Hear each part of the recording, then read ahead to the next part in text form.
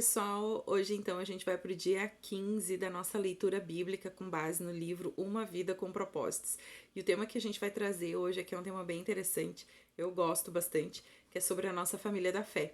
E que nós fomos formados para fazer parte da família de Deus. Tanto eu como você, nós fomos formados para fazer parte da família dele.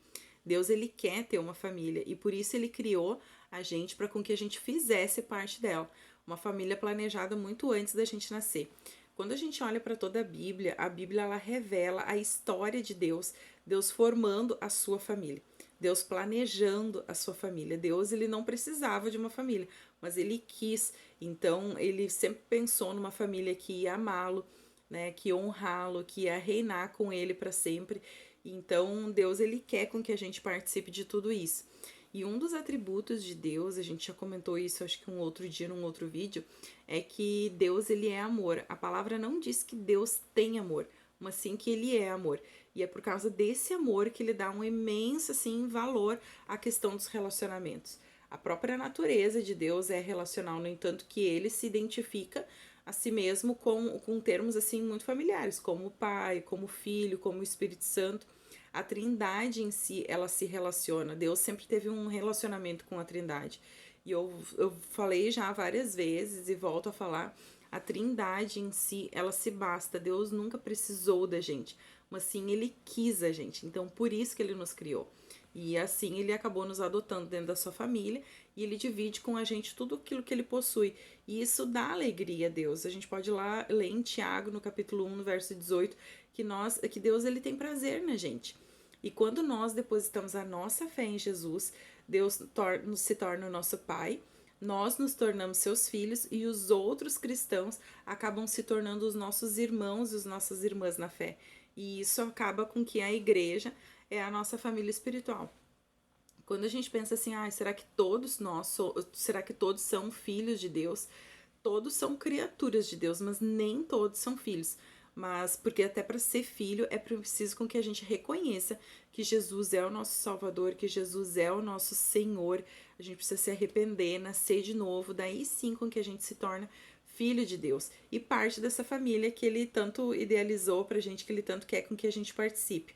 O convite para fazer parte da família de Deus, ele é universal, mas existe uma condição, que é a fé em Jesus. Então, sem fé a gente não consegue agradar a Deus, sem fé a gente não consegue a nossa salvação. Então, a nossa família espiritual, ela é muito, mas muito mais importante, inclusive, do que a nossa família terrena, porque a nossa família espiritual é essa que vai durar para sempre, essa que vai ir até a eternidade, ao contrário da nossa família terrena, que ela é muito frágil, ela pode acabar a qualquer momento, porque ela está sujeita a rompimentos, está sujeita a distância, divórcio, ela pode acabar pela morte. Já a nossa família da fé, a nossa família espiritual, ela sim vai durar até toda a eternidade. E o autor, ele traz no livro aqui umas coisas bem interessantes, né, sobre os benefícios da gente fazer parte da família de Deus. No momento que a gente nasce, a gente recebe alguns presentes de Deus, que é o nome da nossa família, a aparência da nossa família e um acesso à intimidade com a família. E essa herança é que Deus nos dá, né? Que Deus traz para nós. Então a gente pode ver que a gente é muito mais rico do que a gente imagina. O apóstolo Paulo, ele fala em Efésios 1:18 que a gente precisa perceber o quão rica e gloriosa é a herança que Deus tem nos dado, né? Dado a todo o seu povo. Mas o que exatamente abrange essa herança? Então, coisas assim que o autor traz no livro que abrange essa herança é que a gente vai viver com Deus para sempre, que a gente vai ser completamente transformados, assim, parecidos com Jesus, nos tornar cada vez mais semelhantes a Cristo, que nós seremos livres de toda dor, de todo sofrimento, de toda morte, e que nós seremos recompensados e que a gente vai sim participar da glória de Jesus. Então, olhando para essa herança, a gente pode ver que muitas das coisas assim que a gente tanto quer aqui nesse mundo, elas não passam nem perto da herança do céu, né? A herança espiritual que Deus tem para nós. Essa herança, ela realmente, assim, ela é inestimável, ela é pura, ela é perpétua, ela vai durar para sempre e ela, principalmente, ela é protegida por Deus. Ninguém pode tirar essa herança da gente, nem de mim, nem de você.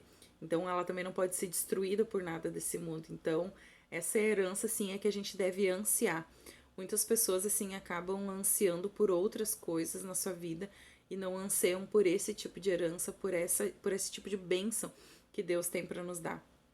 E outro ponto que o autor traz no livro é a questão do nosso batismo. O nosso batismo, nós cremos que ele é um sacramento instituído por Deus, no qual ele oferece, dá e ele sela a todos os homens a graça que Jesus conquistou por nós na cruz. Então, muitas pessoas acham assim que o batismo é uma coisa muito simples ou um mero ritual, algo tradicional que precisa fazer, é um costume, mas o batismo ele não é só apenas água, ele não é somente uma tradição, mas ele é a água compreendida no mandamento divino, ligado com a palavra de Deus. Então, o batismo ele significa a nossa inclusão na família da fé e ele anuncia publicamente que nós somos filhos de Deus, que Deus também nos remiu, que Deus nos aceitou, que Deus nos lavou de todo pecado. Então, o batismo ele declara a nossa fé, ele declara quem é Jesus, ele comunica a morte e a ressurreição de Cristo e ele anuncia também a nossa nova vida com Deus. Então, a Bíblia fala lá em Hebreus, no capítulo 2, no verso 11, que Jesus e as pessoas que ele santificou também, né, fazem parte da mesma família. Por isso que ele não se envergonha de nos chamar de irmãos e de irmãs. Então é muito precioso, muito especial isso, né? A mensagem assim que a gente quer deixar aqui hoje para vocês é que deixem assim com que essa maravilhosa verdade entre dentro do nosso coração. Né? Você faz parte da família de Deus. E pelo fato de Jesus tê-lo feito santo, filho amado, né? Deus gosta de você. Deus não só te ama, não só te aceita, mas ele também gosta de você. Então, ser incluído dentro da família de Deus é a maior honra, o maior privilégio que a gente pode imaginar. Não, realmente, assim, não existe nada com que se compare a isso. Eu lembro que quando eu comecei a congregar, assim, não tinha ninguém, assim, que eu conhecia na igreja. E aos poucos Deus foi me dando pessoas, assim, se aproximando, assim, de mim, fazendo vínculos, laços com outras pessoas.